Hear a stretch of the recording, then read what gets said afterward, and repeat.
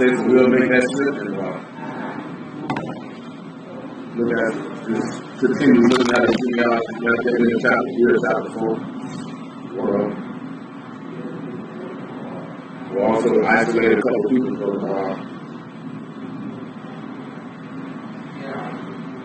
That we look at in chapter 2, I believe. Yeah, in chapter 2. Probably gonna look at David Mighty Man too. I told y'all before, like a lot of them dudes, there's not no great detailed stories about them in this book. So you have to keep that in mind. You have to read no long, detailed stories about every person that's mentioned. Some people are mentioned, that's their memorial, and that's the end of it.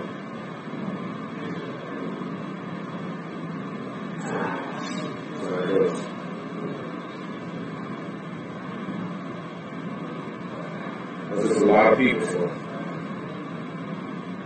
might take one bit of piece of what we talked about last night, carry it over.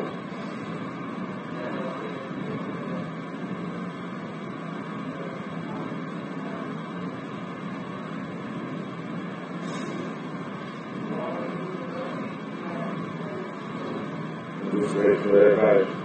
Really, I'm just waiting for real to shut it over.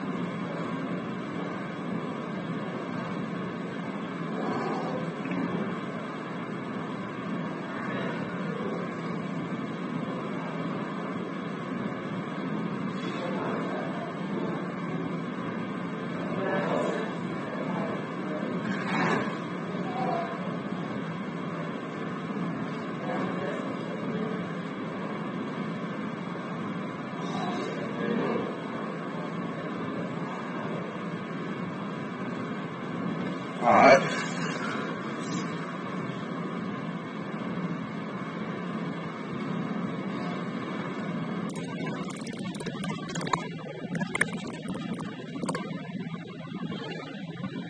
I wonder if we had hit last night right about casting your pearl before swine. We will just reference that a little bit, right? Because I ain't go all the way in deep. Well, I mean, I was talking a lot about this stuff.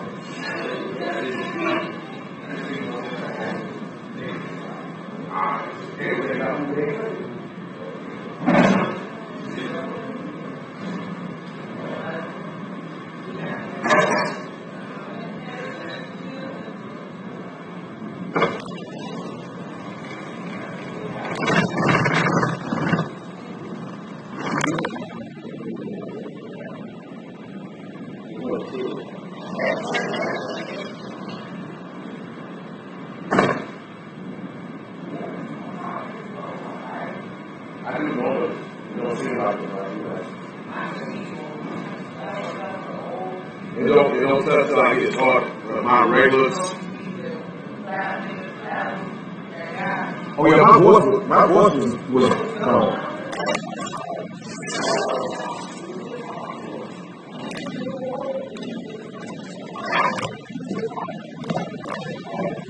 my voice was leaving before we even got to the dudes. But I had to talk to the dudes before in the past.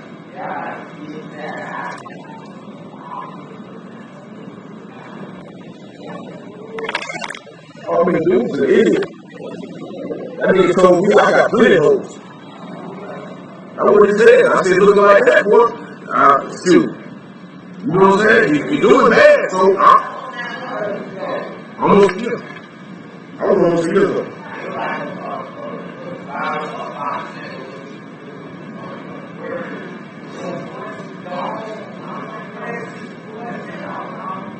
So there's an echo. I don't know. That's almost how outside of the realm of my expertise. Let me know if that echo's still going, because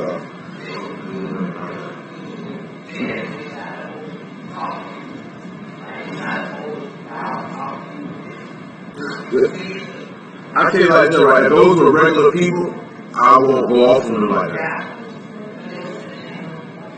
No, they proclaim themselves to be teachers. See, I'm gonna tell you something about the dudes and who they follow. The dudes that they follow, they believe that you can have sex with a 20-year-old girl.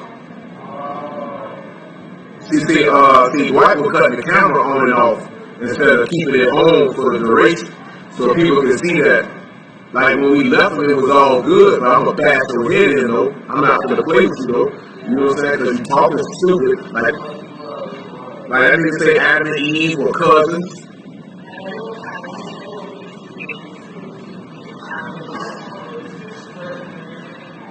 And they actually put a video up with us in it, saying that a reprobate come to disrupt camp. The difference is, yeah, they really did. I said, that's what they call us when they did. You know what I'm saying? But the thing is that the doctrine that they follow is diametrically opposed to what type of time we on. So it sounds crazy. Like when we told them, yeah, man, the master gave birth, that sounded crazy to them. But it'll sound, be honest with you, it's going to sound crazy to 95% of the Israelites period because they've never heard anything like that before.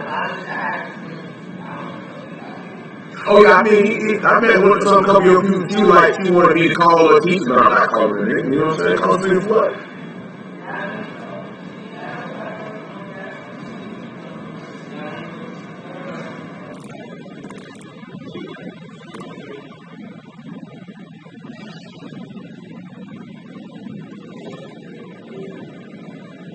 You know what I'm saying? So they say it's an echo, I can't. The technical stuff I don't know nothing about, so if I touch it, I might mess it up, so y'all just gonna have to bear with that. That's possible. You know what I'm saying? So, I don't know. You know what I mean? But it's like, I mean, we just had a conversation with a dude last week, and he was on some old, the tree, and Genesis is not, you know, they use Jesus. Because of the congregation that they're a part of, that's what they put. The reason why they put that is because they said if you say Yahusha or Yeshua, you speak it in another language. And I feel like that's the dumbest thing that I've ever heard. Because when I say Yahusha, you know exactly what I just said. You just don't know who I'm talking about. So, but see, you speaking in other tongues, brother. Another tongue, that's just spoken you in English. I can spell this out. You know the letters. Y-A-H, you can tell me you don't know what it is. See, he said he speaks us in another, and what they do is they use that Isaiah 28 when he's saying stammering lips, and in another tongue, he'll speak to his people, and they think that means he'll speak to us in English, when they're not realizing that's actually talking about when the apostles spoke in tongues on Pentecost. They don't know that though. So when you tell them that, they think you're talking crazy. You know what I'm saying? Like if you was to go up to the average Israelite and say, why did Paul say there must be an interpreter? If you speak in tongues, they can't tell you where he gets that from. So when we talking to this dude, he's not. This I'm just listening to you. I'm gonna tell you what the clown nigga did. He wanted to. Andrew put out that John 15 and said, "Why is Mashiach saying he the true vine?" So this brother comes with his precepts or his point of view.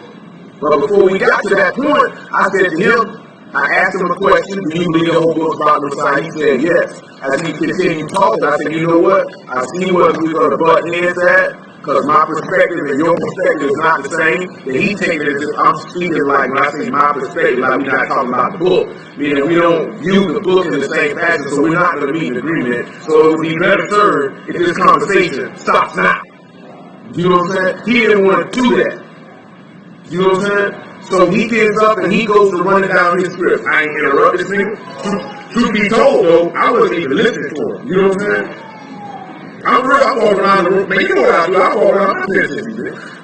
He talking, but I didn't interrupt him. I didn't tell him he was taking too long. A couple times I was laughing at him. You know what I'm saying? Like openly where he can hit me or tell him, oh my goodness, that's horrible.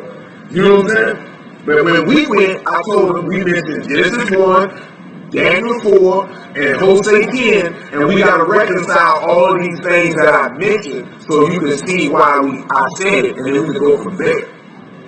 By the time we got through Hosea 10, and we got through Genesis 1, and by the time we got through Daniel 4, see, brother, you trying to dominate all the time. I say, what time? There was no set time. It's not like you said you got 30 minutes, and I went 45. Then I can respect that.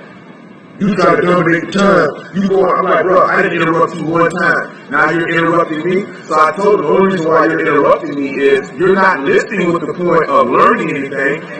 You ready to respond. So I don't want to talk to you. You know what I'm saying?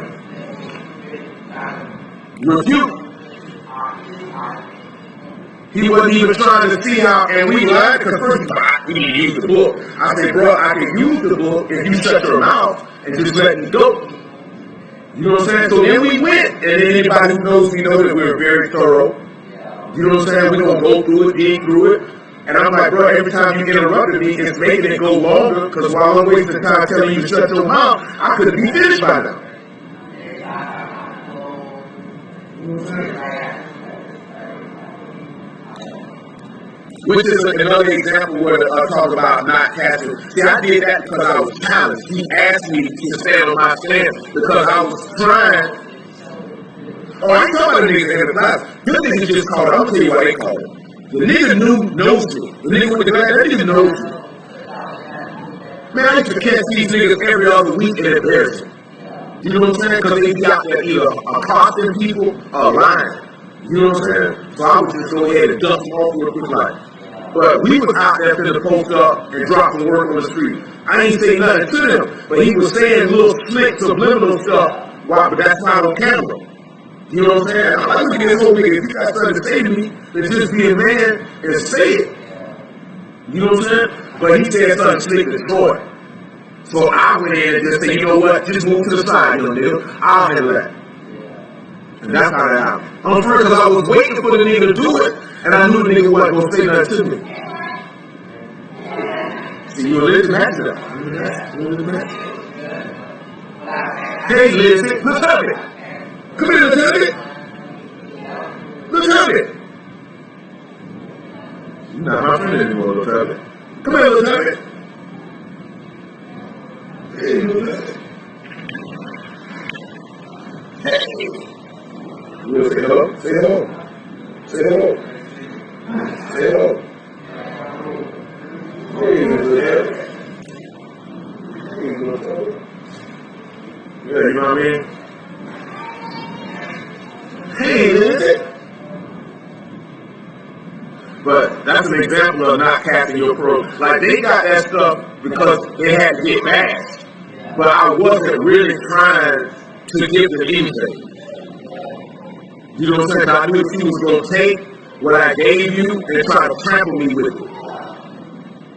You know what I'm saying? Because like the dude he was on the phone with, he was like, he tried to make it seem like you were lying. Like he said, Daniel 4, is that about Nebuchadnezzar or is it about Jesus? I said, bro, it's about the master. It says Nebuchadnezzar right here, but I had clearly told him before we began that on the surface, it's about Nebuchadnezzar. But that's not who it's really talking about. You know what I'm saying? Yeah, I mean, they roll past and see them in the street, sending out that videotape themselves talking to no one. Because that's what they do. If we were to go downtown right now, I guarantee you, there don't be nobody on the other side of the camera. Because that's what they're trained, that's what One West teaches and trains them to do. That you got to go out in the street and teach. And as I took,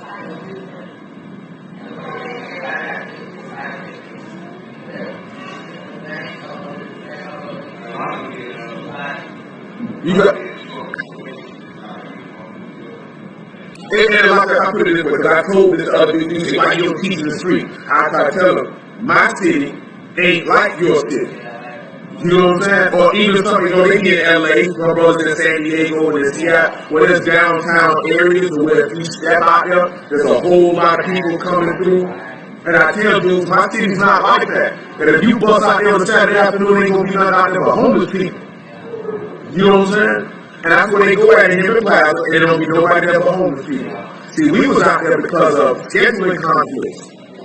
So that's why we were outside. That's why you see a month straight of us being outside.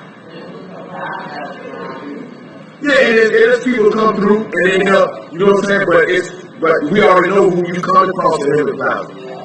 It ain't gonna be nobody out there but homeless people and people passing through the library because Jacksonville is not a city where people go downtown.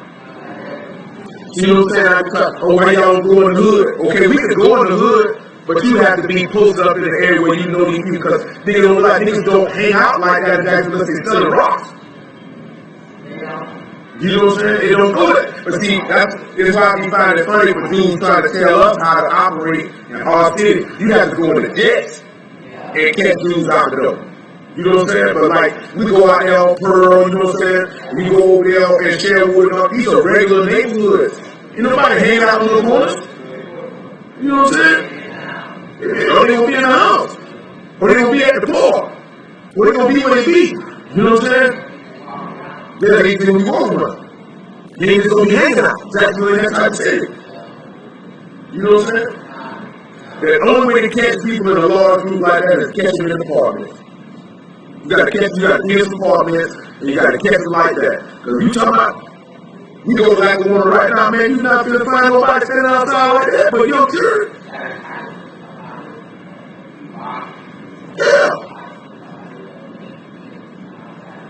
It's hot out here. It's 95 degrees out here, you talking about come hang out with me. You know what I'm saying? Like, now, don't get me wrong, it's certain intersections if you get a city permit, you can post up with a microphone, you know what I'm saying, and just go for what you know. No.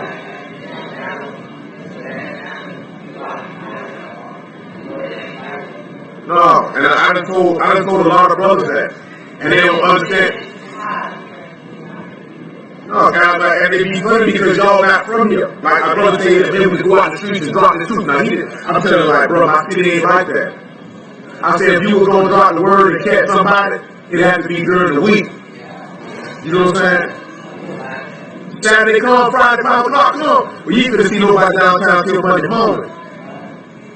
I just had a dude I picked up Uber, and he was from Tallahassee.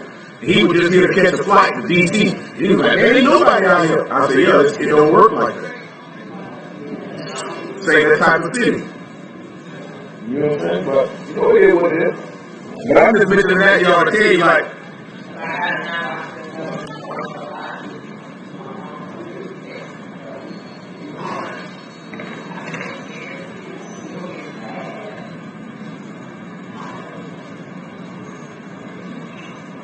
but I'm just giving y'all an example of 2 times, because he just mentioned that time when we had a DMS dude, and then the dude last week, where I tried to avoid casting pearls before flying.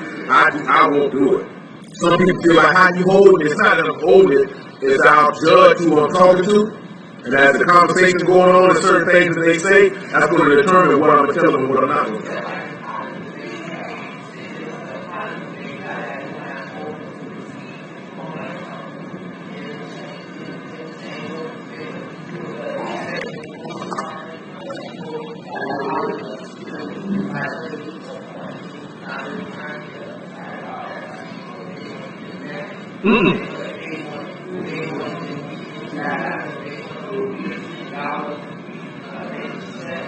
That's the same thing that brother did on the phone last week. Because before we got to that, that's why I was asking the sir, because I'm trying to gauge what your perspective is, so I know how to have the conversation with you. You know what I'm saying? Because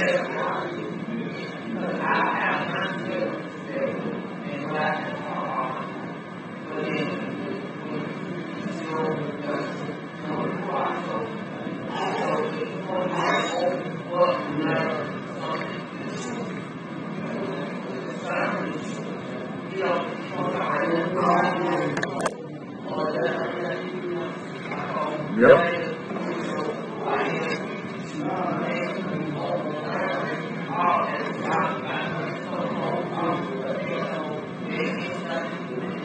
You can't tell them that.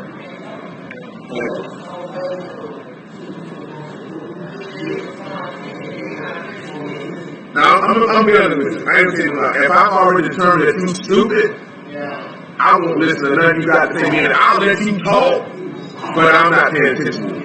You know what I'm saying? Like, and plus,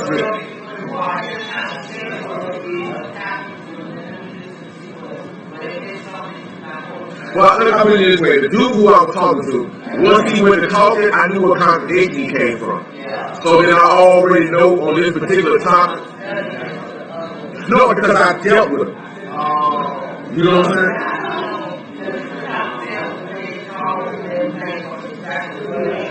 Like this dude was a part of a congregation called the Israel of God. They based out of Chicago. I know several dudes who I used to kick it with on a regular basis. That's a part of that congregation.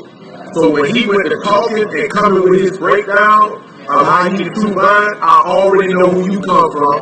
I already know where you gonna go. I already know what you gonna say. So I'm not trying to pay attention to what you're talking about. Because I already know that it's erroneous and it's trash. You know what I'm saying? And he was just trying to line stuff up that didn't go together. Stuff that don't make sense.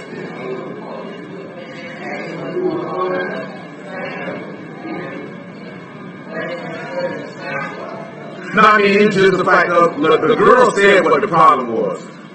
When y'all look at the book, y'all see him. When we look at the book, we just see what's on the page. We can't get nowhere. You know what I'm saying? But I mean, that's what I'm gonna be honest with you. That's what like that for a lot of Israelites. When they look at the book, they don't see him. So if you say this is talking about him, they're gonna fight you on that. Because they're gonna try to say you reaching or you trying to spiritualize everything, and you know what I'm saying. And I be like, they can take it. Screw up. I don't want to talk to you anymore. You know what I'm saying? Like, because I'm not going to sit here and argue with you about that. Really, I stop it because I'm not trying to get you to the point where you start blaspheming. Because this brother ended up blaspheming. You know what I'm saying? And I went off with him. That's what I be trying to spare people for. It's better for me to stop the conversation than for you to continue and for you to blaspheme and damn your soul because you run off at your mouth. So I'm telling you, people's mouths is probably what gets them cut off more than their actions. You know what I'm saying? Because I'm putting honest with you, right? Because this man said if you receive a prophet in my name, you receive the reward of a prophet. And now the book tells you, if you put your mouth on somebody he sent, you put your mouth on him, so you put your mouth on his father. That man will cut you so about that. Now, we don't know that long time ago. That's why people say, oh, you ain't supposed to put your mouth on the man of God. Only if you know he's been sent. And the words that he's speaking are God's words. Because if he's been sent, you're not actually talking about that man. You're talking about the man who sent that man.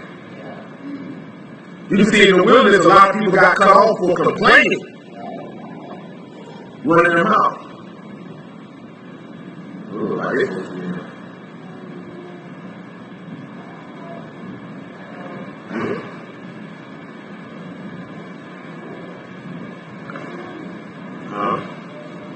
I can't hear you. I don't know.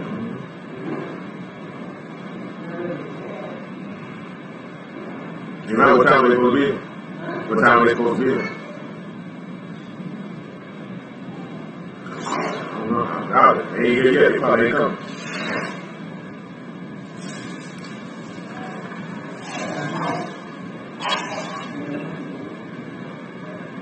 That question I cannot answer.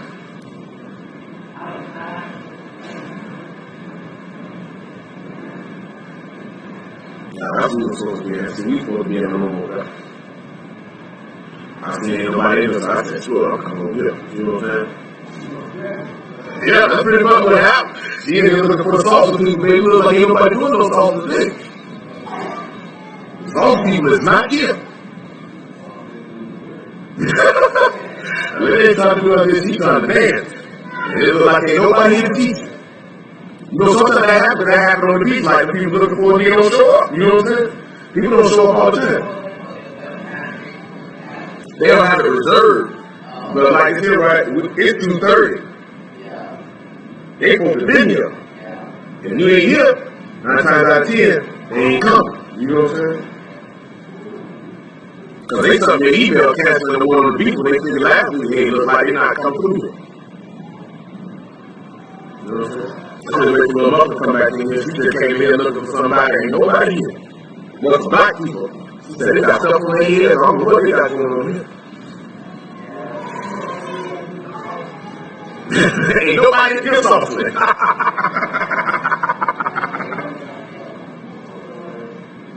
Yeah.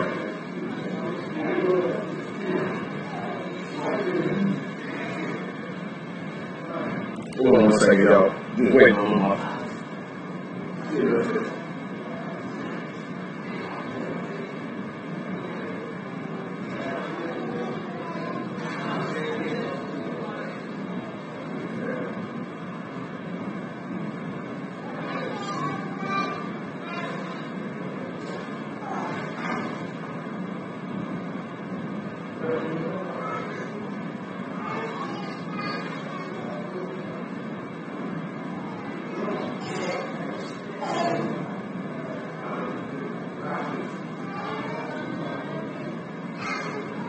Alright, so we're getting ready to pray, y'all, man.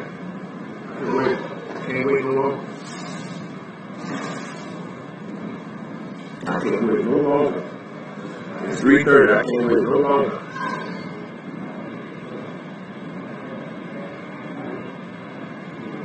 I'm letting them couple of girls' heads up. Oh, I gotta move that out the American flag inside.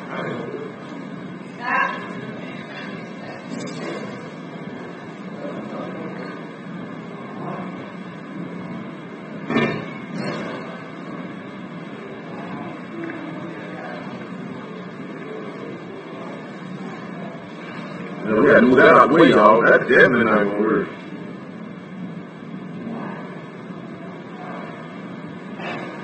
I ain't got this call.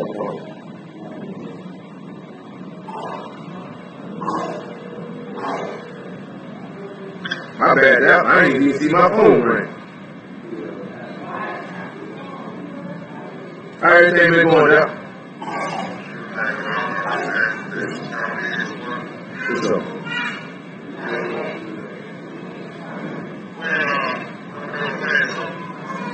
I gotta find a spot. It's gonna be in the city though.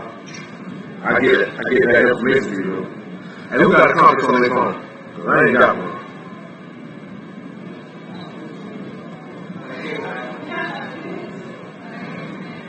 I did too, but it's not present at this time.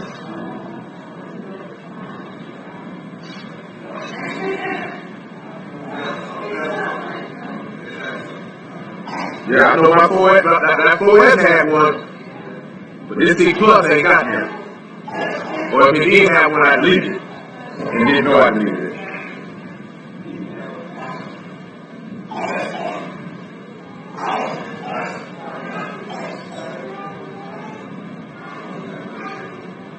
Sure, I ain't gonna be offended by that, brother DC. I ain't got, I can't control that. Alright, we finna pray. I can't control that.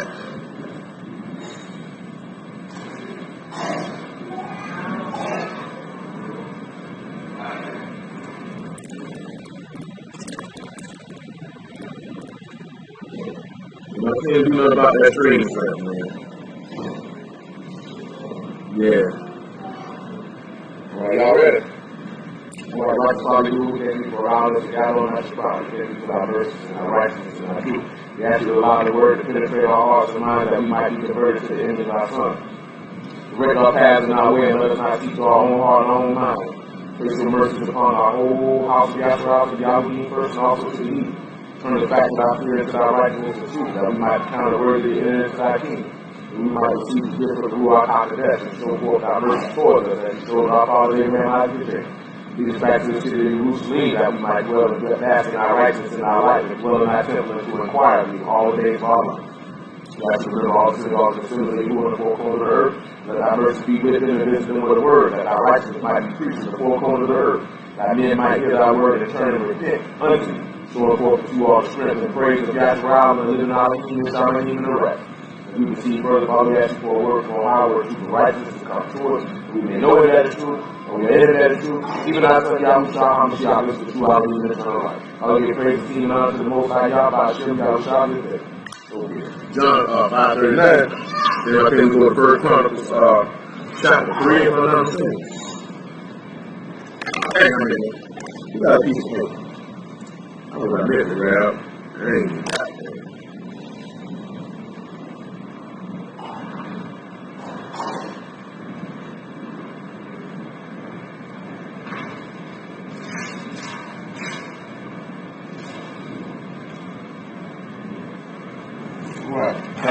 Give praise and esteem and honor to the Most High Yah, by way of Yahushua HaMashiach, and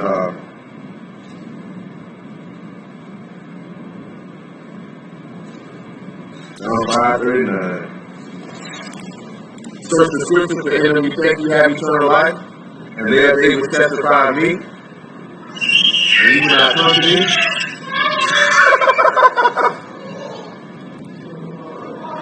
Oh, hey, baby.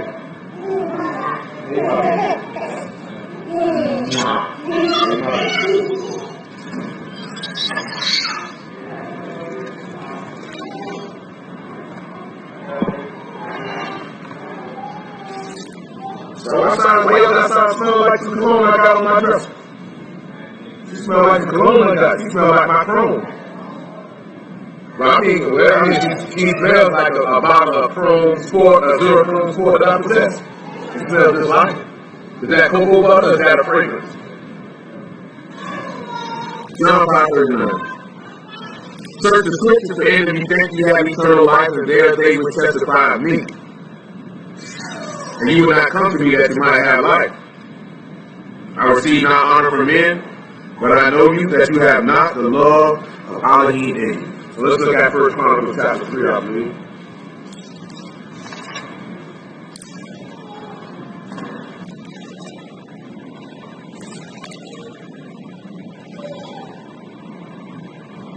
Let's look at it. We're 1 Chronicles chapter 3. And we're going to look at 3 cities, right, that kind of pertain unto David. At least 2 of them. One of them is Hebron. The other one is Bethlehem. So 1 Chronicles 3 and 1. Now these were the sons of David, which were born unto him in Hebron. The firstborn, Amnon, of Anom, the Jezreelite. The second, Daniel, of Abigail, the Carmelite.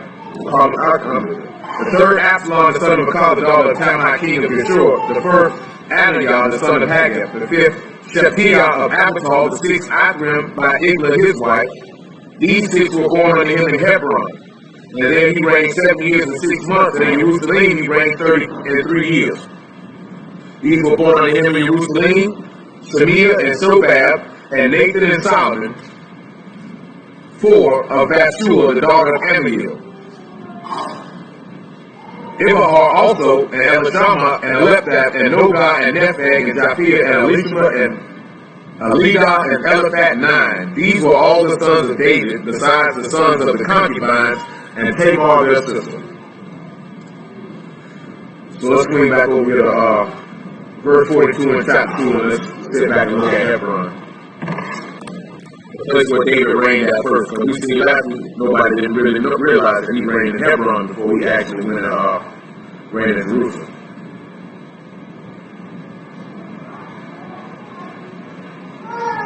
In verse 42 of the second chapter.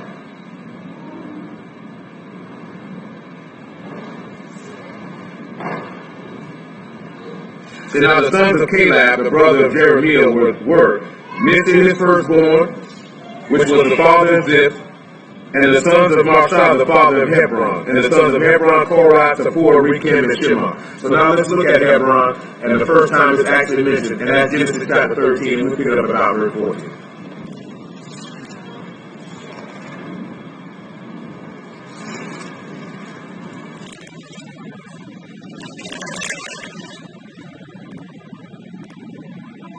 And 14.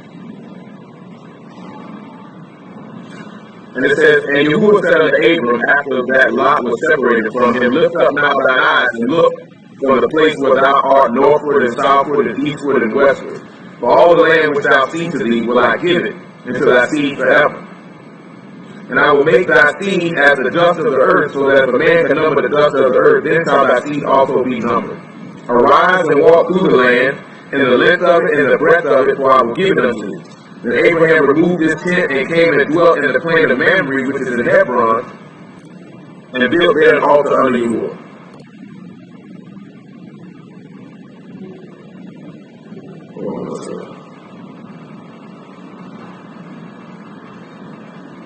Now you see that he told him to walk the land Who can remember why he walked the land? Well, who else walked the land? It happened in 2 other locations. Just see if you remember. I can't. Yeah, Joshua walked the land. Somebody else walked it too. Yeah, he walked it too. Remember Luke 13, he said, I gotta walk to and fro from it. He's sitting there walking and sit back and so forth how you gather and you get your inheritance. It's also give you a thought process of it that if you walk in the Shiach and heat away, that you'll be able to inherit the same place. But you see, he made his first altar in Yehuda and Hebron. Go look at the name of the city or the plain that means, and then the city itself. The city of Mamre means strength or fatness.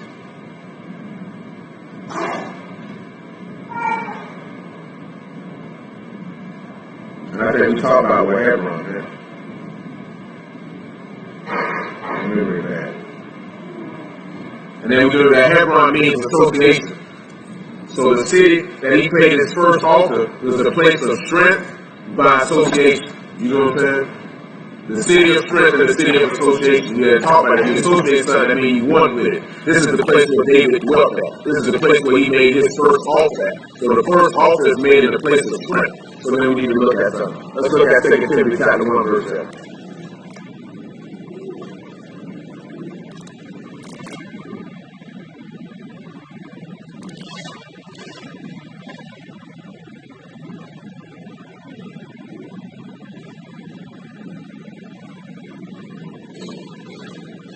Second Timothy chapter 1 verse 7. He said, for all he was not given us the ruach of fear, but of power, and of love, and of a sound mind. Be not thou therefore ashamed of the testimony of our Master, nor of me his prisoner. But be thou partaker of the afflictions of the gospel according to the power of Elohim, who have saved us and called us with a Kadesh calling, not according to our works, but according to his own purpose and favor, which was given us in Yahushua HaMashiach before the world began. But now is made manifest by the appearing of our Savior Yahushua HaMashiach, who have abolished death and have brought life and immortality to light through the gospel. Now this is the first place that, you already know in chapter 12, this is the first time he showed himself to Abraham. Then after this, he showed himself to Abraham. He hasn't even promised him a seed yet. He's just telling him, you're going to get this land and walk through it, you're going to inherit it. 2 chapters later, that's when he promised him the seed.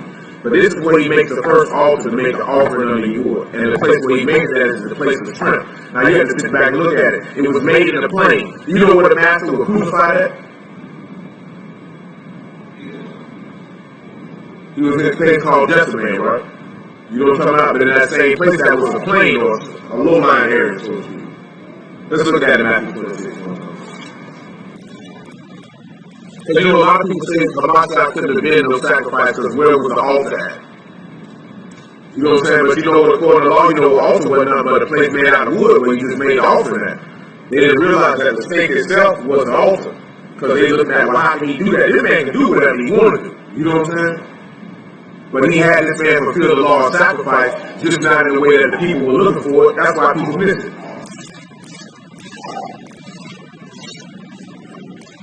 I pretty much know, I know you might know, I know pretty much all the arguments dudes use to say why he wasn't no sacrifice. Where was the Levites that offered him? Now I realize it was the chief priests and scribes who offered him. They were your Levites who offered the sacrifice on the altar right there.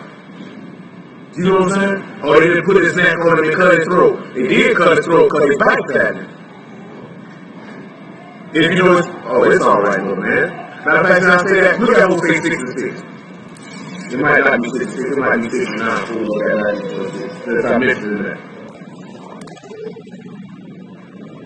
So we all know according to the law, the priests are the ones got to offer up this man's body. You got to offer up the sacrifice. They're the ones that got to do it.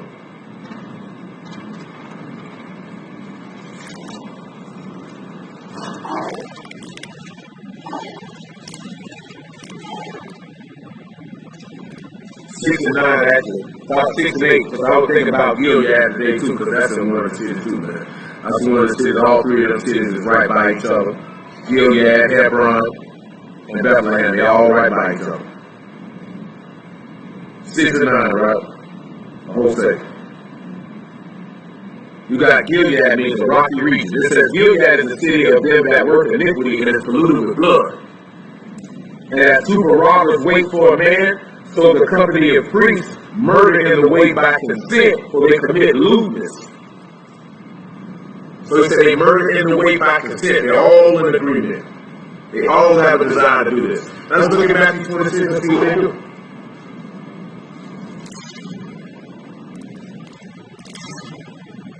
This is also parallel to what we talk about not casting your pearls before swine, because they're rendering them underfoot. We've seen a couple times when he hit them with the parables and he was casting the pearls before they were ready to kill him. Whether it was John 10, whether it was Matthew 21, they rendered them underfoot for the parables he was shooting. What is it, Matthew 26 or what? By 3? He said, then assembled together the chief priests and the scribes and the elders of the people unto the palace of the high priest who was called Caiaphas. If they chief priests, then who bloodline they come from? But I'm talking about specifically. They come from Aaron. So we ain't got the Aaron genealogy yet. Aaron's genealogy is the only people that can offer up these sin offers. They're the only ones who can do this. Matter of fact, let's just show you the difference in something, because we talk about this. We try to talk about this priesthood. Let's swing over here to Genesis chapter 14 real quick.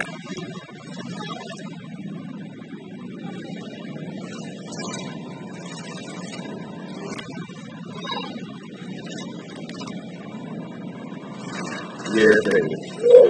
Genesis 14:18. We'll make it 17. Genesis 14:17.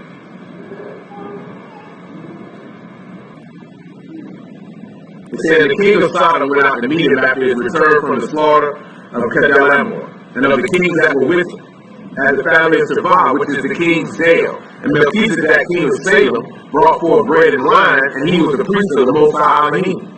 And he Baruch him and said, Baruch be Abram of the Most High Elohim, possessor of Shalahim and the rest. And Baruch be the Most High Elohim, which delivered thy enemies into thy hand, and he gave them tithes of all. And the king of Sodom said unto Abram, give me thy persons and take the goods to thyself. Now you notice that Melchizedek was king and priest at the same time. Now let's go back to Numbers 18 and let's see what Aaron is. Because Aaron's not the king and the priest at the same time.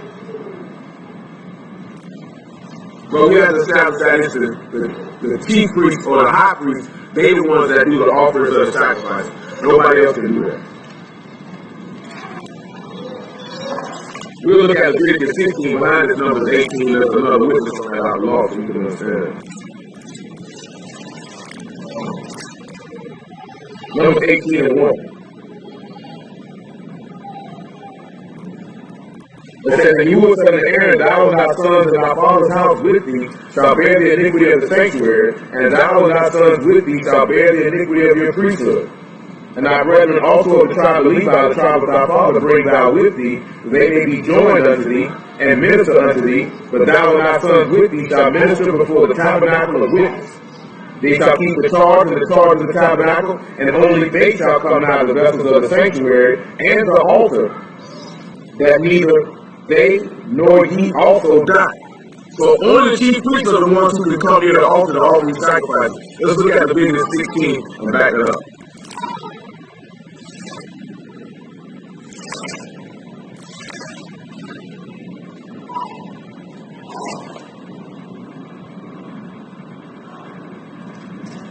Leviticus 16 and 2.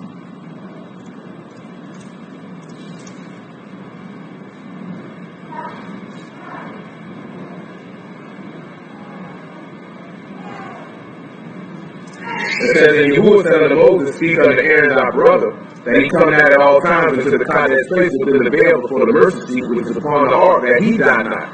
For I will appear in the cloud upon the mercy seat. Thus shall Aaron come into the Kadesh place with a young bullock for a sin offering, and a ram for a burnt offering. He shall put on the Kadesh linen coat. He shall have the linen breeches upon his flesh. He shall be girded with the linen girdle, and with the linen mitre shall he be attired. These are the Kadesh garments, therefore he shall wash his flesh in water, and so put them on. He shall take of the congregation of children of Yasharah 2 kids of the goats for a sin offering, and one ram for a burnt offering. And Aaron shall offer his bullock of the sin offering which is for himself, and make an atonement for himself and for his house. So according to the law, only the chief priests are the ones who can make the offering for a sin offering. A lot of the things that people who don't believe in the master, that's what they scream, right? There wasn't no priest that offered it. Well, let's see who offered it in Matthew 26. Let's see who offered it. Matter of fact, make it John 18.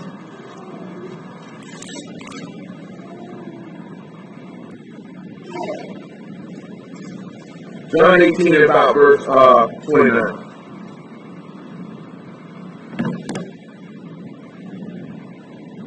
John 18 and verse 29.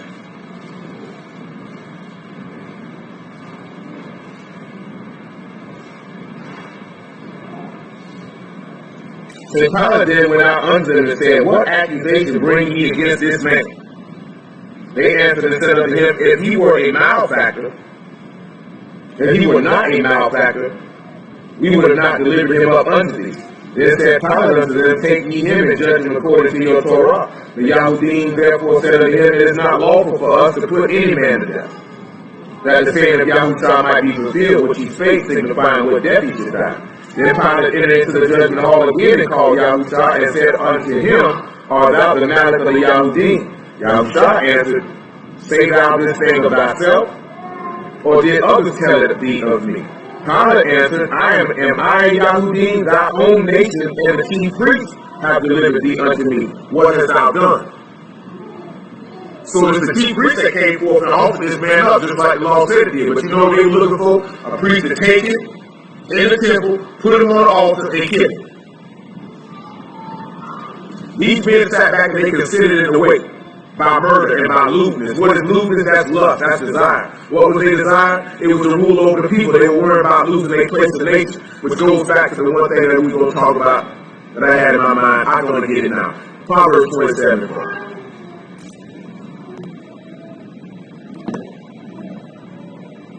Proverbs 27. Because the first altar was made in the place of strength or fatness in Hebron, which is the city of association, and we got to see what that means. Proverbs 27:4 says this: Wrath is cruel, anger is outrageous, but who is able to stand before him? Now, what y'all think that he could mean by this when he makes this statement? We all know what envy is. Oh, they got bottles. But we're going to look at something, right? The Hebrew word for wrath.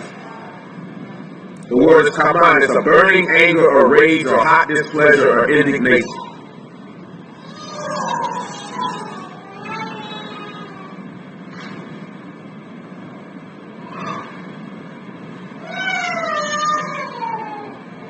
Looking at what he just made in that statement, what do y'all think he means?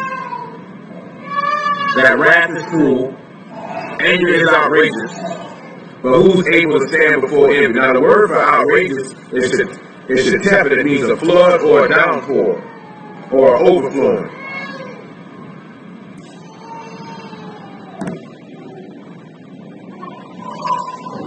Well, let's look and see how wrath can be cruel.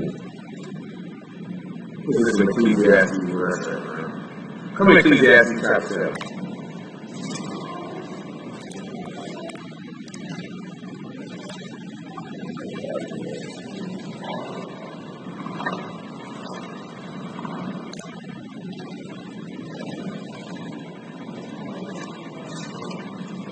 Chapter 7 and 9.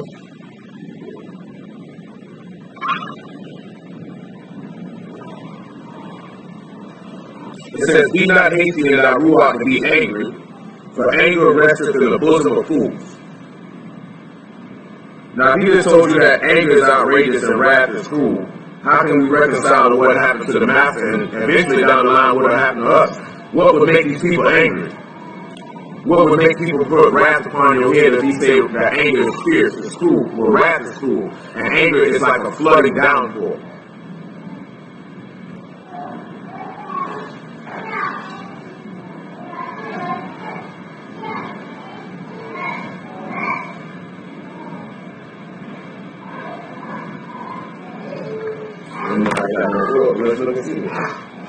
Let's look at John 11:49.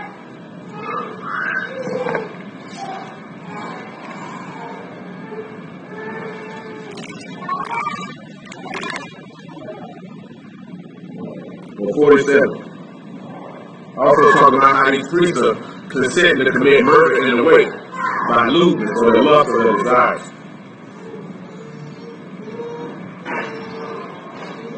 It says, and one of the main captives, being the high priest that same year, said unto them, you know nothing. I'm not verse 47. Then gathered the chief priests and Pharisees and council and said, what do we? For this man do many miracles. If we let him thus alone, all men will believe on him. And the Romans shall come and take away our place in the nation. And one of the main captives, being high priest that same year, said unto them, you know nothing at all. Nor consider that it is expedient for us that one man should die for the people, and that the whole nation perish not. This spake he not of himself, but being high priest that year, he prophesied that Yahushua should die for that nation. And not for that nation only, but that also he should gather together in one of the children of Elohim that was scattered abroad. Then for that day forth they took counsel together for to put him to death. Now we said out of the three things that we have read in Proverbs 27, which ones do you see? Do you see wrath, anger, or envy? Now what do we look at to see what these people got angry with him? Because they got angry with him quite a bit in quite a few different places. We looked at one of them last night in Matthew 21 when he did with that parable that the kingdom would be snatched from them. They got angry and wanted to kill him. So how do we sit back and look at how wrath is cool and anger has a flooding down for? What would make these people flood? There's another place where we talk about a flood. You know, flood can also be referred to violence.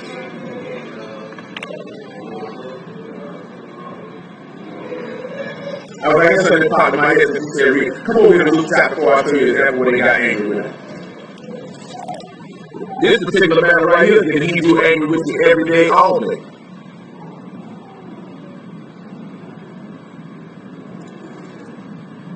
Four and 24.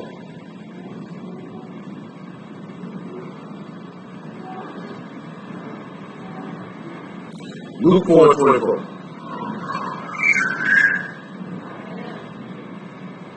And he said, truly I say unto you, no prophet is accepted in his own country.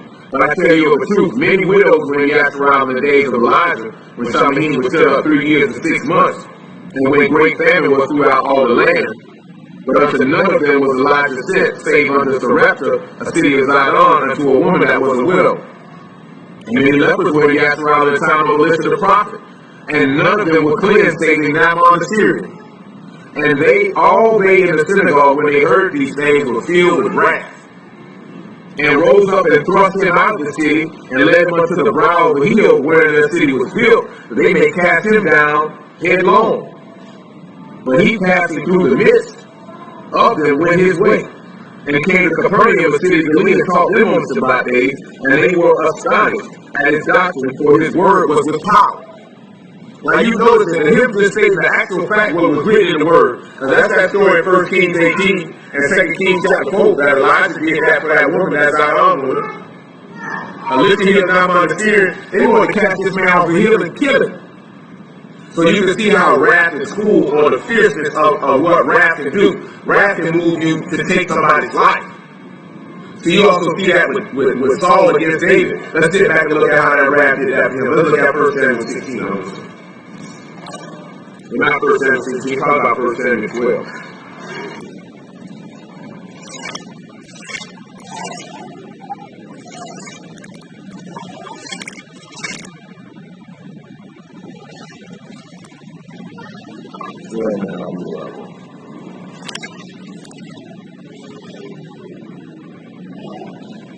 Yeah, it was 16. I'll write the verse. 1 Samuel 16 and about verse 14.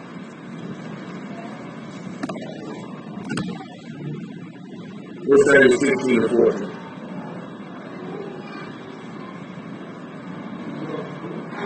For the Ruach of Yahuwah departed from Saul, and the evil Ruach from Yahuwah troubled him. And Shaul's servant said unto him, behold now, an evil Ruach from Elohim troubled thee. Let our master now command thy servants which are before thee to seek out a man who is a cunning player on our heart. And it shall come to pass when the evil Ruach from Elohim is upon thee, that he shall play with his hand, and thou shalt be well. And Shaul said unto his servants, provide me now a man that can play well, and bring him to me. And that's not what I want.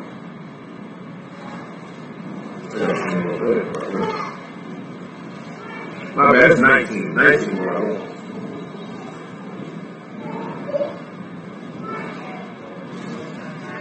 Yeah, and 7. That's what I want. Matter of fact, make it 3. 19 and 3. So you can see where his wrath and his anger came in and see that it's full or it's a flood or a downpour. And why you say anger rests in the bosom of fools. Because if you're foolish, that means you're stupid. You know what I'm saying? We looked at that last night. So when that anger comes through, it can allow a downpour. That downpour allowed the people to move to want to kill him. That's why he executed the wrath, and the wrath would be fierce. Because Saul showed forth his anger and his wrath towards David on the regular. Y'all just didn't allow him to kill him. He said, I will go out and stand beside my father in the field where thou art, and I will commune with my father of thee. And what I see, that I will tell thee. Jonathan spake good of David unto Saul his father, and said unto him, let not the king sin against his servant, against David, because he hath not sinned against thee. Because his works have been to thee ward very good. That's the same thing like Pilate was asking, what has this man done to y'all? He hasn't done anything to y'all. For he did put his life in his hand and slew the Philistines, and you will wrought a great salvation for all Yasharal. Thou saw it and did rejoice. Wherefore then wilt thou sin against innocent blood to slay David without cause? Jonathan sounded saying the exact same thing that Pilate stood up for. What did this man did? You know what I'm saying? What are y'all killing him for? What is the cause? What is the reason? That's why he tell you that wrath is cruel and anger is outrageous. Because wrath can be fierce. What was Saul mad about? That David was getting more shine than him. Because that envy was coming up. That's why he said who can be able to stand before envy. And we look at the same thing with Joseph. Joseph's brothers envied him for no other reason than for the prophecies that he was dropping, the dreams that he was having. You know what I'm saying? They were hating him without a cause. That's why the master said, I came and did the work that no man did. I came and spoke the work that no other man spake. Now you don't got no sin. Now you hate me for no reason. You know what I'm saying? What is your reason for hating me? So now guess what ends up happening? Because that envy railed up, that's where the anger came in, and that's where the wrath came in. But this man was able to stand because of Yahuwah. You have to sit back and realize that will happen to you. You know what I'm saying? And a lot of people don't be ready for that. Because when that anger comes through about that word, that's when people gonna start doing stuff to you. Like I seen some dude, they were clowning, they were showing a video of this GMS group that got knocked out on the street. It was funny because they had 2 angles of them getting knocked out too, and a freeze frame, and where Cub's face was looking like, oh man. I would have about this. Cub is filming himself punching dude in the face. He got a camera in one hand and punching him with the other. I ain't never seen a nigga film himself punching somebody before. You know what I'm saying? But he dropped Cub. They clowned him. See, who would let that happen? And they take it like, oh, how you let that happen? But you know, we talked about this last night, right? About shame. You know what I'm saying? That you might end up going through that as far as the words, they're gonna bring you underfoot for your pearls. You know what I'm talking about? And the master said he didn't cover himself from shame and from spitting. You know how shame that is for he would get stripped butt naked in front of everybody? You know how shameful it is somebody spit in your face? You know how shameful it is for men to slap you in your face repeatedly? He was just in front of the master while he blindfolded. Tell me who hit me down, y'all. Prophesy, tell me that. You know what I'm saying? This is why when Peter and them got beat in the 5th chapter, actually saying they rejoiced because they were counted worthy to suffer shame for his name. Most Jews are not really ready to suffer that manner of shame. If these people do that to you, it's because of envy. You know what the funniest thing I've ever experienced in my life when somebody thinks somebody hating on them. But you know, for somebody to be hating on you or to be jealous of you or envious of you, you have to have or be doing something that person wants. Most niggas scream a nigga hating on him, he got there going, he got there doing what he want. You know what I'm saying? So this is that's a delusion in the 21st century. If a nigga don't agree with you or don't agree with what you're doing, they hating on you. You know what I'm saying? I'm being serious though. Cause I'm talking about, boy, he was quick to scream a nigga hating on him. I got a nigga on my page say that all the time. They hating on me. They hating on me. Everybody hating on you, nigga. This nigga been screaming, nigga been hating on him since 2012. Nigga been telling you stupid, but not because nigga telling you stupid, they hating on you. No, nobody's hating on you. Nobody hates on you. If you hating on a nigga who got less than you, you got a problem. You ain't never seen nobody ever hate on nobody that had less than them, or who was doing as bad or worse than them. I ain't never seen it. You do that, you can sad individual. Really sad. Why you think Saul hating on David? You think Saul hating on David because he was the king. But he noticed the moves that David was making, all the people were gravitating toward David. And David wasn't knocking off nobody. They just had to trip about this, right? I think that we would say that too. Say that dude, we talking about Lamar bringing him in by the thousands, somebody else bringing him in by the 10,000. Like, what type of mind you got to think it's a competition? It wouldn't matter if you brought him in by 50s. If you went and sold to Yahuwah, then praise be Yahuwah. It wouldn't matter if you were bringing him in by 10s.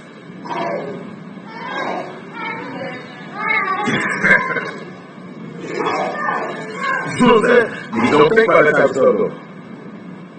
Look at verse 6, though. Saul hearkened unto the voice of Jonathan, and Saul sware that who will live, he shall not be slain.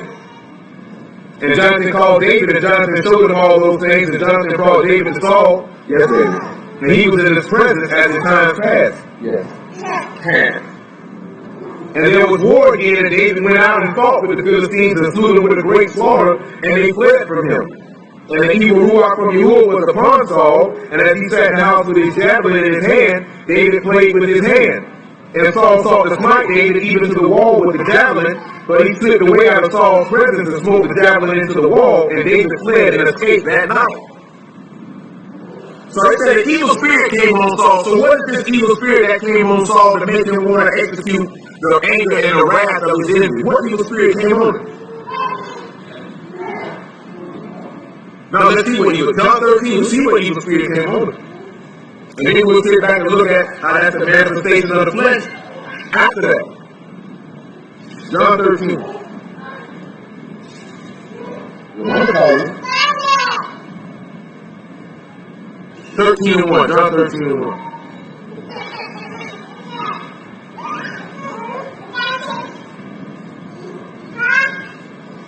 Say now before the feast of Passover, when Yahushua knew that his hour would come, that he should depart out of the world unto the Father, having loved his own which were in the world, he loved them unto the end.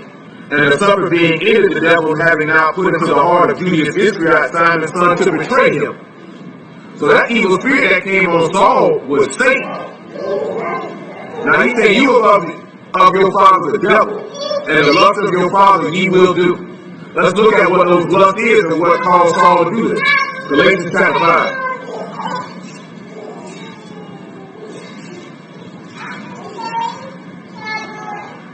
Five and 21.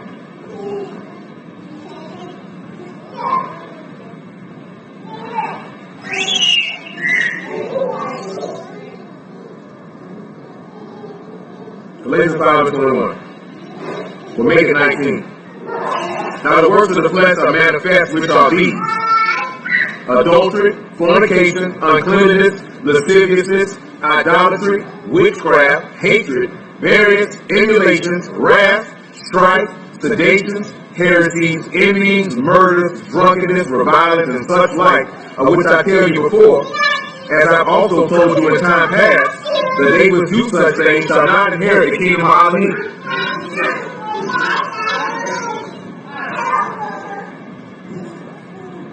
Now, did not Saul execute 3 of these things that were written in? Did he not show wrath? Did he not show anger? And did he not show envy? Because there was another place where Saul said, if they keep saying that they're going to kill them by 10,000, he'll take the kingdom.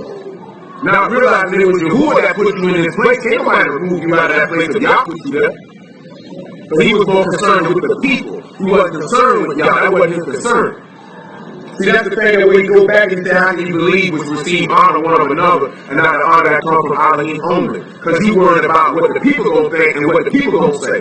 We don't really care what this is what led Saul to do the things that he did. This is what led the scribes and Pharisees to do what they did. When we read that last night in Matthew 21, they said they didn't want to say that John came from on high because then he would say why he didn't believe it. They didn't want to say it was a man because they said the people viewed John as a prophet, so they thought he was going to stone him. You know what I'm saying? Because they were regarding men. See, that's what people's problem is. You regard me, you were what a man thing. This is where the anger and the wrath and the envy comes from. Now we sit back and look at it, right? Saul was so angry with David that he was willing to throw a javelin at him to kill him. Going against when he swore in the wood, he wouldn't kill him. That's why you say anger is outrageous. It becomes a flood, a downpour. But see, let's look at something in Ephesians chapter 5. My bad, Ephesians chapter 4. 4:26. Hey, come on.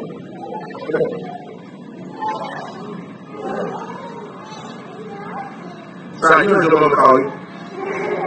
Go see your mama.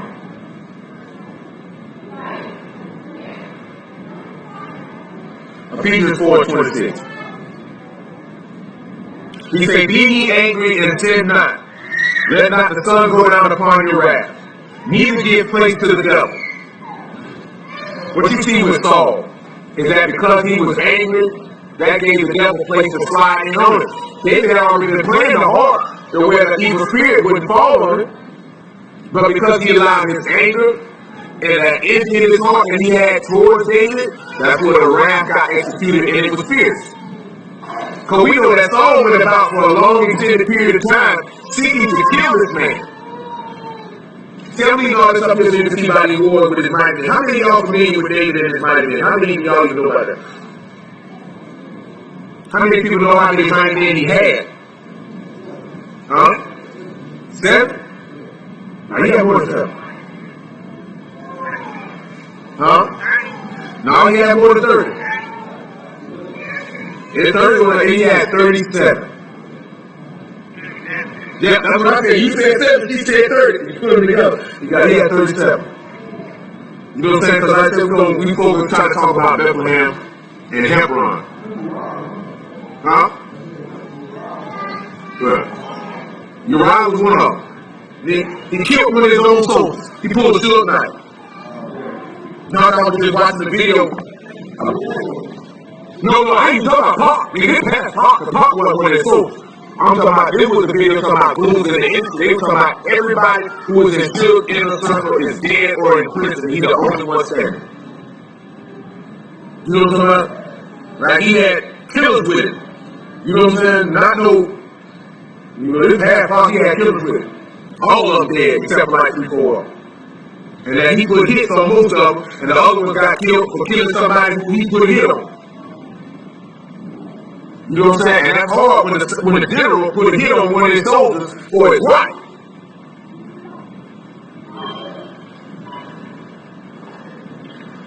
Where we at now? What we got to do after this? So let's come over here to Matthew 27.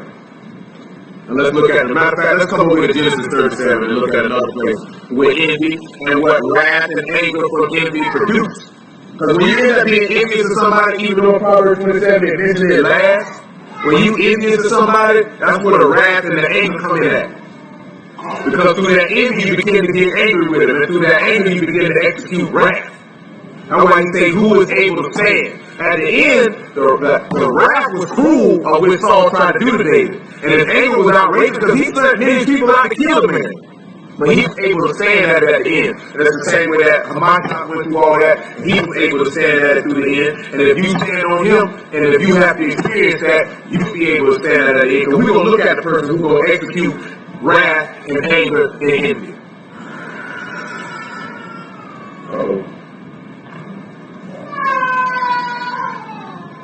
Genesis 37.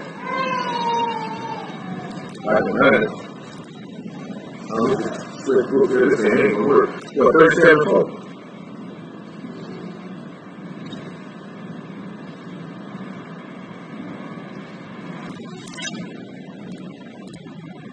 It says, now Yasharal loved Yosef more than all his children because he was the son of his old age. And he made him a coat of many colors. And when his brethren saw that their father loved him more than all his brethren, they hated him and could not speak peaceably unto him. So they hated this man for no other reason alone than they were envious. See, that's usually what it ends up bringing. You just don't hate somebody for no reason. Who just walks around and hates somebody for no reason?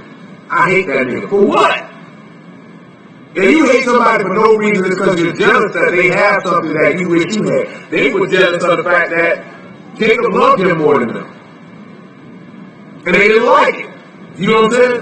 That's what I'm telling you. If a nigga talking about somebody hating on you and you don't have more or doing better or the greater things in their life that that person is that you claiming hating on you, you just trying to get some pity party to make you feel better about whatever coward, hoe, feminine type stuff, both the type stuff you got going on.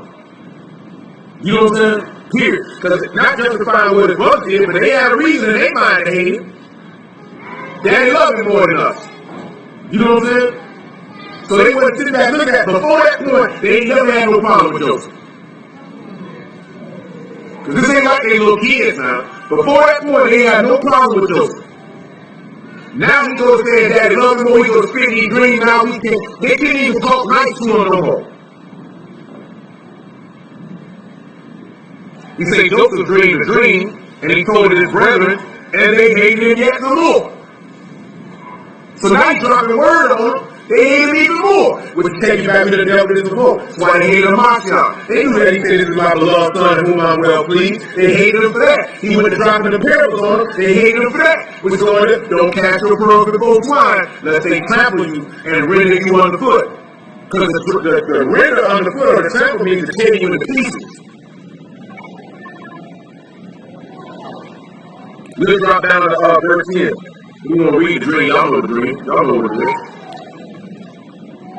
He said he told it to his father and to his brethren, and his father rebuked him and said unto him, what is this dream that thou hast dreamed? Shall I and thy mother and thy brethren indeed come to bow down ourselves to thee to the earth? And his brethren envied him, but his father obeyed the same. Now what did Joseph, we're not going to read all that, what did Joseph's brothers do to him after this? They sold him into slavery after this, right? And then after that, what did they do after that? But before that, they cast him in the pit, didn't they? Percy wanted to kill him. Who the one stopping him from killing him? Reuben was saying, no, don't do it. And then Judah backed him up. Say, no, man, we can't do it like that. You know what I'm saying? That's what anger, that's what they say wrath is cruel. Anger is outrageous. Anger is a flood. When you sit back and you look at the flood, that anger was all those people who were surrounding him after with those swords and staves, trying to take him down and execute the fierceness of the wrath of the people, of the chief priests, I should say. Now realize that it was really the wrath of Yahuwah putting on the Son for our iniquities that he wanted to put on us. Because y'all in the room, when we look at number 14, what did he say y'all to kill the people as? One man. So all the wrath that he wanted to execute upon the people, he executed upon one man. But he used that through the chief priests because they were the ones offering him up on the altar. Because we can go look at the law we want to and see the altars made out of wood. That's all the altars made of is out of wood. That's why he's offered up on the tree, and the chief priests are the ones who offered him up. Why did they offer him up? Because of, let's look at Matthew 27, I think it is. It might be John 18.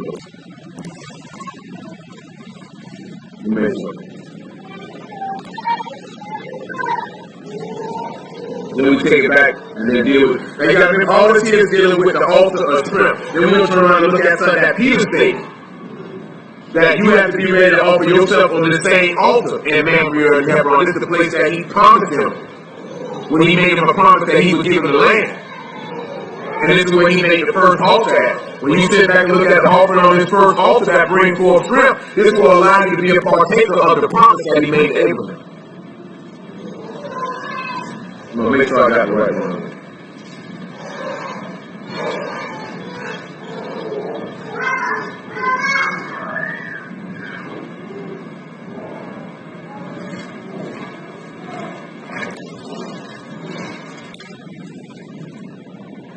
Oh, my bad. Mark chapter 15.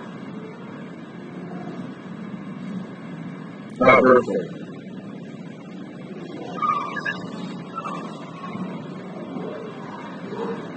This is a pupil. He comes about it like he got about 3.5 pounds left.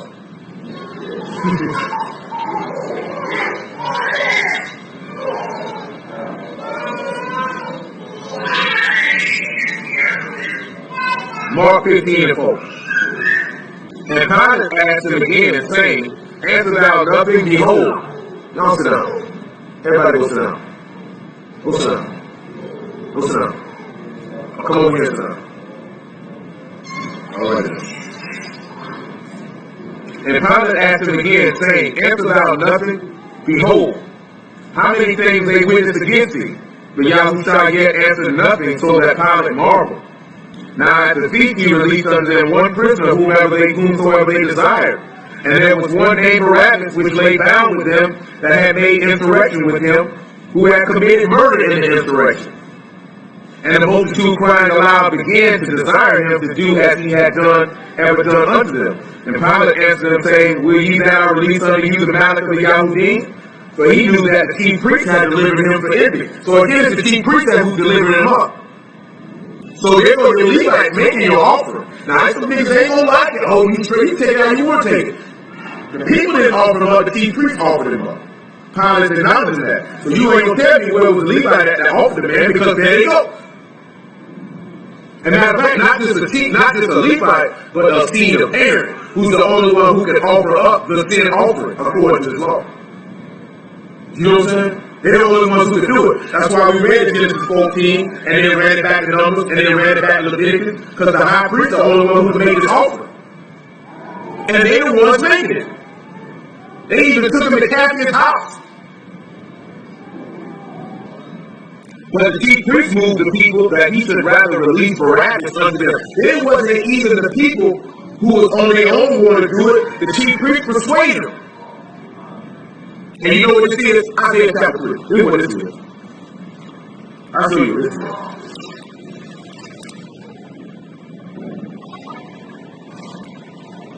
Isaiah 3 and 12. Matter of fact, I'll read verse 8 though.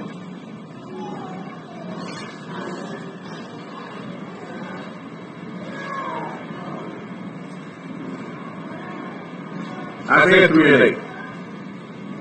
That's what I'm trying. I got to get back to the main crux of the matter. For Jerusalem is ruined and Yehudah is fallen, because their tongue and their doings are against Yahuwah to provoke the eyes of his esteem. The show of their countenance doth witness against them. They declare their sin is silent, they hide it not, destruction unto their soul, for they have rewarded evil unto themselves. Now you sit back and look at it. Yehudah is fallen, because the master of them fell, they'll came to kill it. But you can see how they said they declare they sin is silent, they don't even hide it. These people wouldn't even hide they want to kill this man. He said they reward evil to themselves. How do they reward evil to themselves? Let his blood be on our children's children. It's a lot of people, they don't hide they sin it. You know, the people in Sodom and Gomorrah ain't hide nothing. They had no shame in it. We like booty. But not just booty, we like idols. We like committing adultery. See, we only look at that they was after homosexuality. That's all we really talk. They had a lot more going on in Sodom and Gomorrah than some sisters and some lesbians.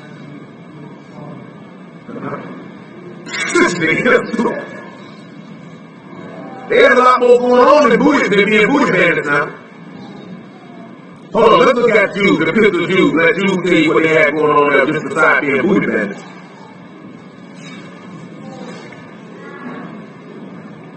Verse 7.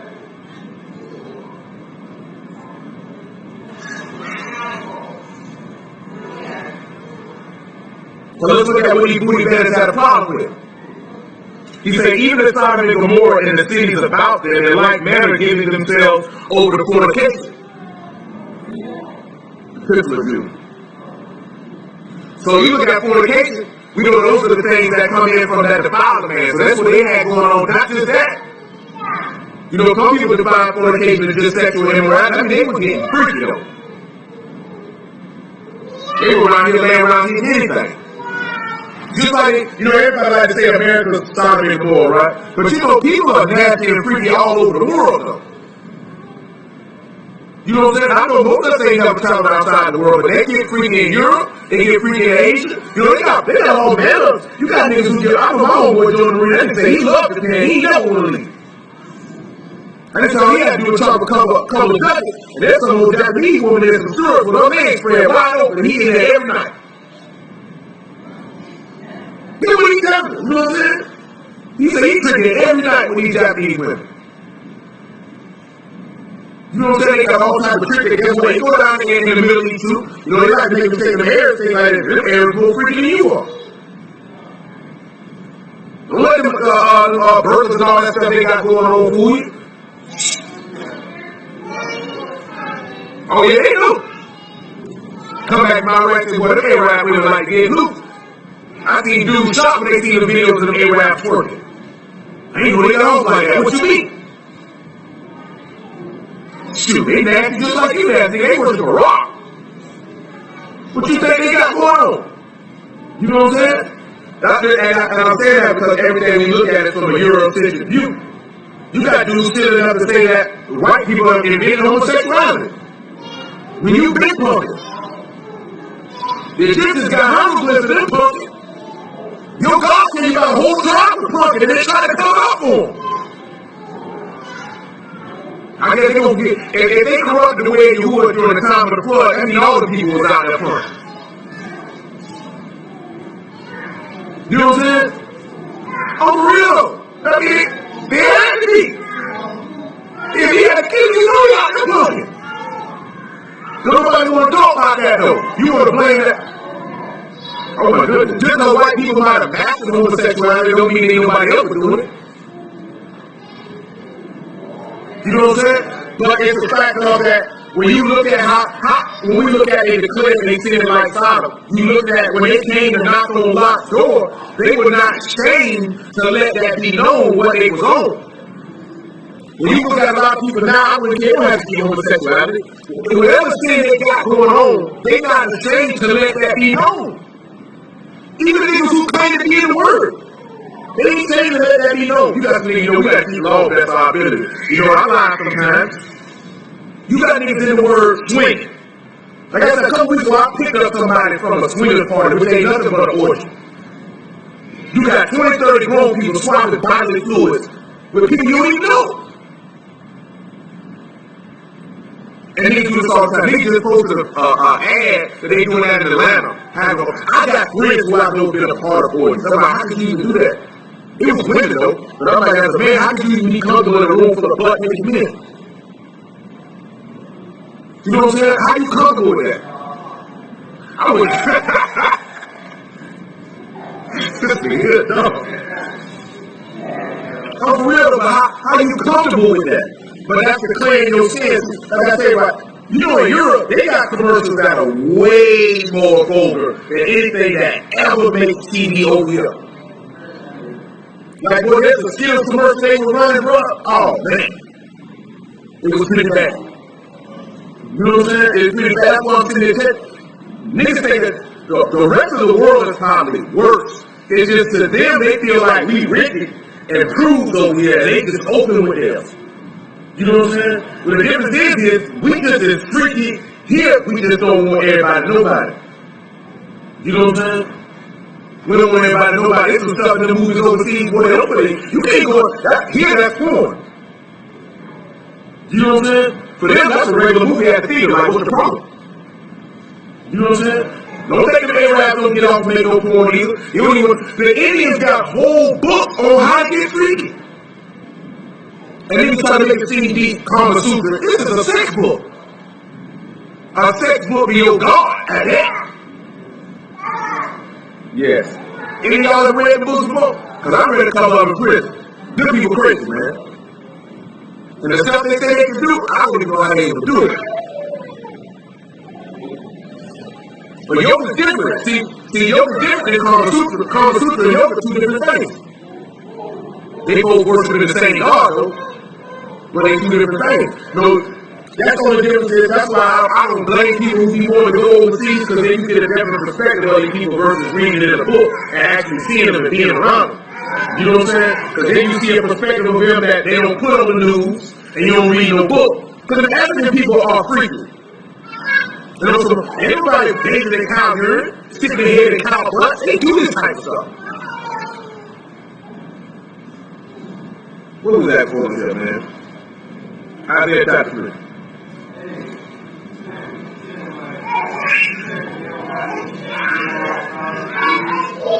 Oh, yeah, I ain't got no thing. No, they ain't got no shame. Because I mean, some of the people in different cultures who I done been around, they kind of discuss openly what they do, and they don't really catch no shame from it. Not all of them, but some of them. You know, Americans ain't got no shame either, but really my main thing is we always focus on America when the people just as shameless overseas as we is here. And I'm just saying, like, if they culture like that, clearly they ain't got no shame to make pornographic commercials. You know what I'm saying? Because like that Skittles commercial, bro, that man's ejaculate was Skittles. And he was spraying it in the lady's face. And this is a commercial. You know what I'm saying? Like they having sex in the commercial, then he turn around and spray Skittles in her face. And the commercial says, take the rainbow. Now, if that ain't no shame, I don't know what it is.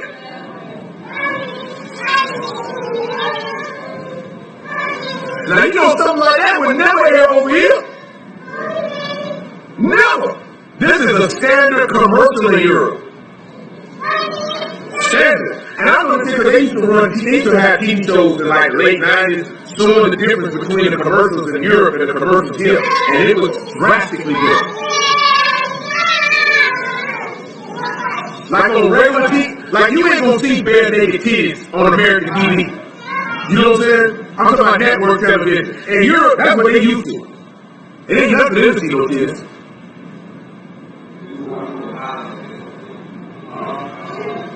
That's the only reason why people most violent over here because they got weapons. But they get off overseas too. They just ain't got no guns. Because the niggas in London will stab you up. You know what I'm saying?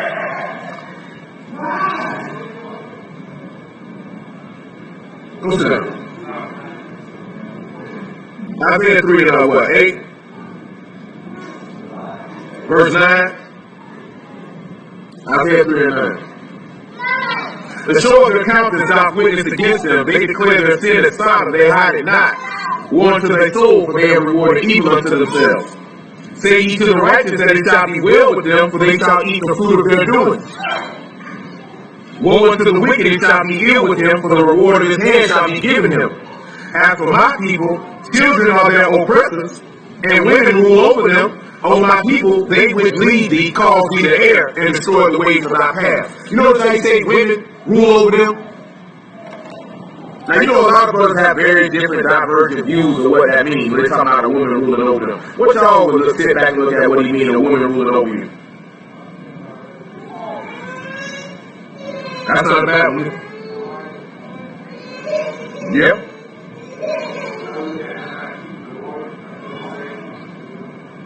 Absolutely. Absolutely.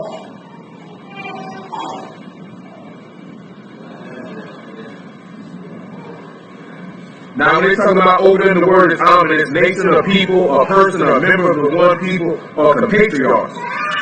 You know what I'm saying? So, and like you just mentioned, right? You know the whole Babylon will be ruling over it, but he really is referring to Yasharal specifically. So it goes to what you were talking about, right? Women rule over them. The woman has a place, Mashiach, at least place a man in order. That comes into what I have been telling you about Ecclesiastes 7:26.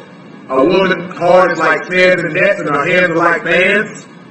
He that pleases Elohim shall escape from her, but the sinner shall be taken by her.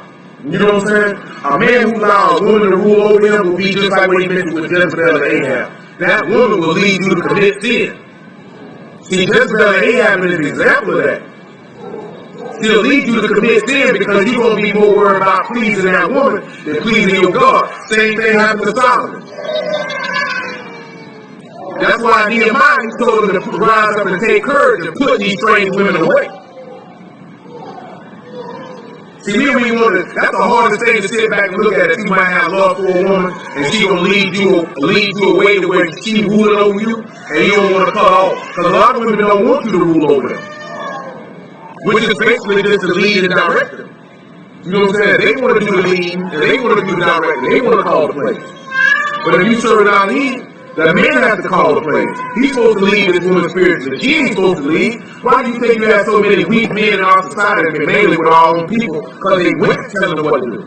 Not talking about being a help me. I'm talking about she calling the shots. She wearing the pants. She running the show. That's not, I told y'all before, any man that get ran by a woman, I feel sorry for him.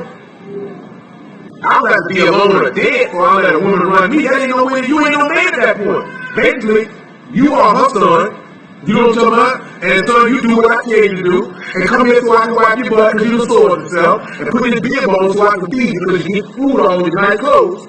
And you know you got to go out and see such and such. And you're not no man at that point. How is she ever going to respect you? Especially if you say you're a man of Elohim. That's an effeminate trait to let a woman run you. We're not talking about ruling over a woman with vigor. We're not talking about ruling over a woman with cruelty. We're talking about being a man and standing firm like a man's supposed to. It doesn't matter if this woman want to go over here and do this and you know it's wrong against the word. You have to sit your mind down somewhere. And if you don't want to sit down somewhere, then I'm going to have to do you like my daddy did. You can get up out my house. You know what I'm saying? You go stay somewhere else. Go stay over there with your lovers and let me know how that work out for you. Because you can't live here and do this. You know what I'm saying? That's what your God did. You can't stay here and mess with other dudes and get drunk and oppress each other. You not going to do all that in my house. See, if you want to do that all that in my house, that means you want to go stay somewhere else. You know what I'm saying? See, he had to be a man to stand up and lead it. How do you think the Levites felt when Nehemiah and Ezra said to them and say, man, what y'all going to do with these praise when y'all got going on? We already in captivity because of our sins. And y'all will magnify it when he done gave us such deliverance to this to bring these old Ashdod and Ammonite women around here thing. So your children don't even speak the Yahudim language because of this here. What y'all gonna do? He told them to rise up and take courage and get rid of them. Now how many men you think would have rose up and took courage so you know what, baby? You gotta go. And take your bastard children with you. Because that's what he told them to do. Take your kids with you. Now, that don't sound nice, but that's very harsh though. Remember I just read that night, he said he's a harsh man? That's real harsh right there.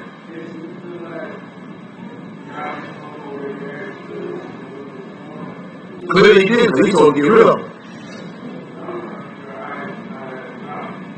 Well, he had came through and told him that you couldn't divorce and remarry. That's what it was still lawful for them to do so.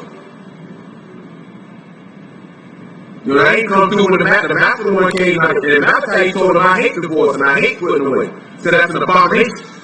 You know what I'm saying? But at that point he let him do, he had divorced his own wife. He just had to take it another.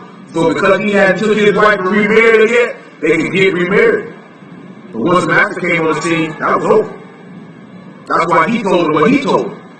You know what I'm saying? That's why they sat back and looked at it and praised. He said, for the hardest, you know, when we look at OT, yeah, man, she burned the biscuits when we put that in there and let me get a new one. She always burned the unleavened bread. No, y'all be fucking. You know what I'm saying? I gotta kill y'all. I mean, you had dudes in those ancient times, they were putting women away for whatever. You know what I'm saying? Oh, I don't like the way she wear her head wrap. Oh, here's your bill of divorce. After they laid with her, you know what I'm saying? Got their rocks off. Now they want to get rid of them. Because I seen the one around the corner, she tickled my face. I want that one. You know what I'm saying? Then when after they had their rocks off, so that's why he had to go in and let them know, like, I didn't put this in here for y'all to do that. That wasn't never my intention. I put that in there so I didn't have to kill you. Let's look at Ezra 10, man. Let's do it like he told him to get off around it. Get a little off track. It's all right.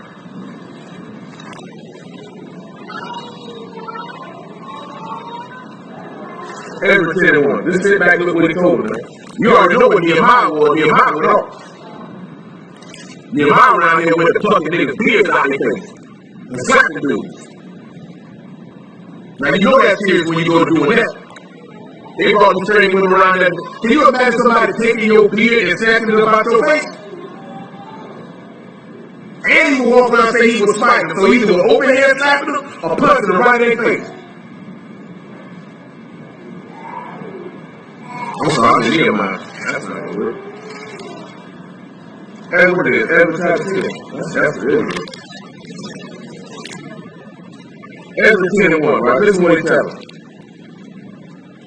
Now when Ezra had prayed, when he had confessed, weeping and casting himself down before the house of Elohim, there assembled unto him out of Yasharal a very great congregation of men and women and children, for the people wept very sore. And Shechaniah the son of Jael, one of the sons of Elam, answered and said unto Ezra, we have trespassed against our Elohim, and have taken strange wives of the people of the land, yet now there is hope in Yasharal concerning this thing.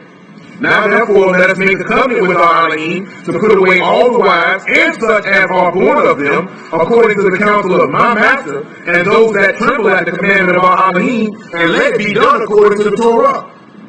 Arise, for this matter belongs unto thee. We also will be with thee. Be of good courage and do it. Then arose Ezra and made the chief priests and the Levites and all Yasharal that they should do according to this word, and they swell. Now these people sat back and looked at it. The sin was so great, we had to get. They matter of fact, they made a covenant and swore we gonna get rid of it in the term. Now that's very harsh. You know, if you was to stand up right now to somebody and say, yeah, man, according to the law, man, you got to get rid of your wife and your kids. You know how many people look at you like you stupid? That's why you got to thank the master for that one. Because you don't got to do that no more. Because in times past, there be a lot of people, you got to get rid of that wife you got, boy. You got to get rid of that daughter you got, too. You got to get rid of your son. You might have been living like this for 5-6 years. It's your son. And now you got to tell your wife and your son, y'all got to go. And you know why you gotta go? Because you already knew that you wasn't supposed to marry before you did it. So you brought this pain on these people because of your lustful desires and choices. And that's an example of them of declaring they sin like Sodom. Only difference they got shamed when they got brought to their face. And they wanted to move to correct it. Because they couldn't hide that sin. Man, I'm telling you something, man. Niggas can't hide these sins. Remember how we read that in Jeremiah? So when I think say 4 of our sins, we know them. And our iniquities are with us. Don't be thinking niggas don't know what they be doing or what they got going on. Don't look at that nigga fool out you a lot of you.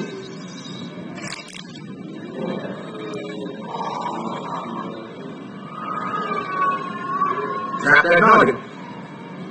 Go sit down. All y'all go sit down.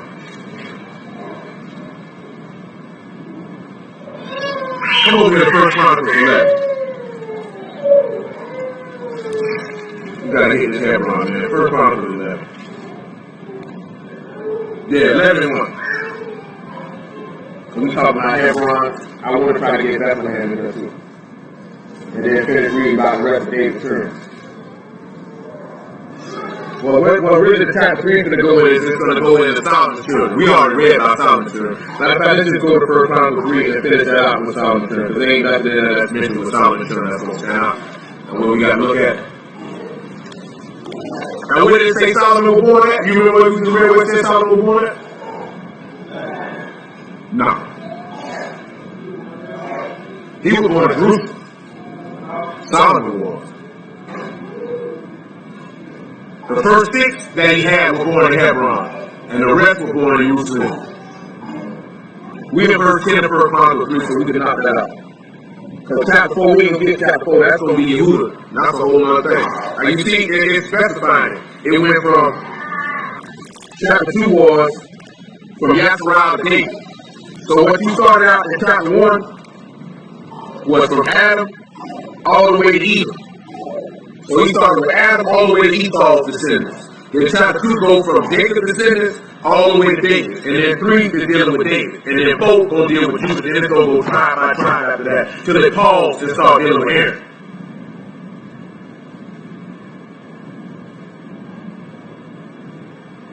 Verse 10 though. And Solomon's son was Rehoboam, Abijah his son, Asa his son, Jehoshaphat his son, Joram his son, Isaiah his son, Joash his son, Amaziah his son, Azariah his son, Jotham his son, Ahaz his son, Hezekiah his son, Manasseh his son, Ammon his son, Josiah his son. And the sons of Josiah was the firstborn Yehonan, the second one Jehoiakim, the third Zechariah, the fourth Shalom. And the sons of Jeconiah his son, Zechariah his son, and the sons of Jeconiah, Asar, and Salathiel his son. Then Malchiram also, and Pedaiah, and Shedazar, and Jechemiah, and Hoshama, and Nebadiah. And the sons of Pedaiah was Zerubbabel, and Shimei, and the sons of Zerubbabel, Meshullam, and Hananiah, and Shelemeth, their sister.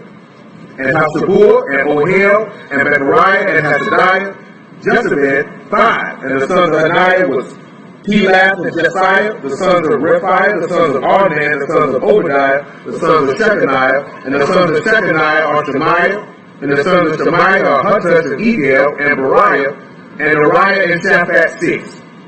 and the sons of Neriah, Elani, and Hezekiah, and Azarcham 3, and the sons of Elaniah were Hodiah, Elishab, Peliah, Akab, Yehonan, Deliah, and Ananiah 7. They had a lot of children. You know, it's probably not mentioning even all the children that are the offspring of the children that he mentioned. Huh? Now, it rarely, if it mentions a girl in a genealogy, because he wanted her to have a memorial that she knew who this person was. Come on back to the 1 Chronicles 11, though. Well, hold on, let me read this 1 Peter chapter 2. I don't want to leave that altar part left out.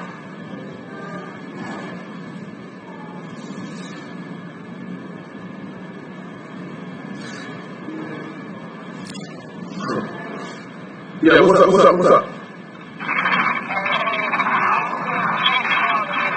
Hey, I can't assist you with that at the moment. Yeah.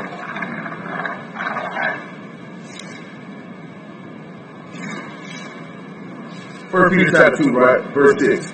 Or actually verse 4. Remember he made that altar in a place of strength. So you have to sit back and look at it. The Mashiach is your altar, and that's your place of strength. He said, to whom coming as unto a living stone, disallowed indeed of men, but chosen of Elohim and precious, ye also as lively stones are built up a spiritual house, our Kadesh priesthood, to offer up spiritual sacrifices acceptable to Elohim by Yahushua HaMashiach. Knowing that Mashiach is your altar, how we know you all? Look at Hebrews chapter 4. And you'll see how he's your altar.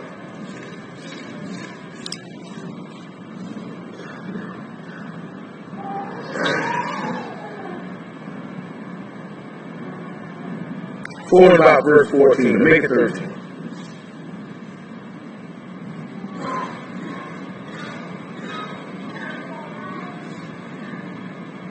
He said, neither is there any creature that is not manifest in his sight, but all things are naked and open unto the eyes of him whom we have to do.